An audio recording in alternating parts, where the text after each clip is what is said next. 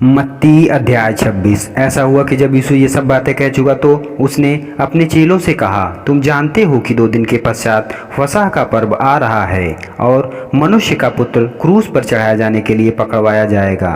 तब मुख्य याजक और लोगों के प्रचीन काइफा नाम महायाजक के आंगन में एकत्रित हुए और उन्होंने आपस में यीशु को चुपचाप पकड़ने और मार डालने का षड्यंत्र रचा। परंतु वे कहते थे, पर्व के समय नहीं, कहीं ऐसा ना हो कि लोगों में दंगा हो जाए।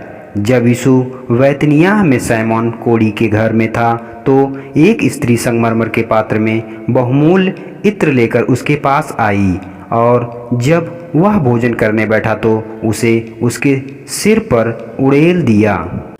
परंतु चेले यह देखकर क्रोधित हुए और कहने लगे, यह बर्बादी क्यों? इस इत्र को ऊंचे दाम में बेचकर कंगालों को पैसा दिया जा सकता था। यह जानकर यीशु ने उनसे कहा, तुम इस स्त्री को क्यों परेशान करते हो? क्या इसलिए कि उसने मेरे साथ भलाई की है? कंगाल तो तुम्हारे साथ सदा रहते हैं, परंतु मैं तुम्हारे साथ सदा दिए। तब से वह उसे पकड़वा देने के लिए उपयुक्त अवसर ढूंढने लगा।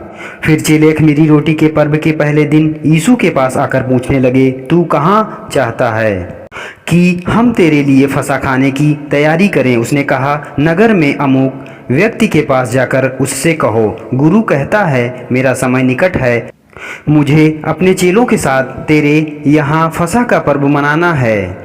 तब यीशु की आज्ञा के अनुसार चेलों ने फसह की तैयारी की। जब संध्या हुई तो वह 12 चेलों के साथ भोजन करने बैठा। जब वे भोजन कर रहे थे तो उसने कहा, मैं तुमसे सच कहता हूँ कि तुम में से एक मुझे पकड़वाएगा। इस पर वे अत्यंत व्यथित होकर एक एक करके उससे पूछने लगे, प्रभु मैं तो नहीं हूँ? उसने कहा, हाँ, वह जिसने मेरे साथ कटोरे में हाथ डाला है वही मुझे पकड़वाएगा। मनुष्य के पुत्र को तो जैसा उसके विषय में लिखा गया है जाना ही है, परंतु हाय उस पर जिसके द्वारा मनुष्य का पुत्र पकड़वाया जाएगा। उस मनुष्य के लिए अच्छा होता यदि वह जन्म ही ना लेता। तब उसके पकड़वाने वाले अर्थात यहूदा ने कहा, रब्बी, जब तक अपने पिता के राज्य में तुम्हारे साथ नया ना पीऊं।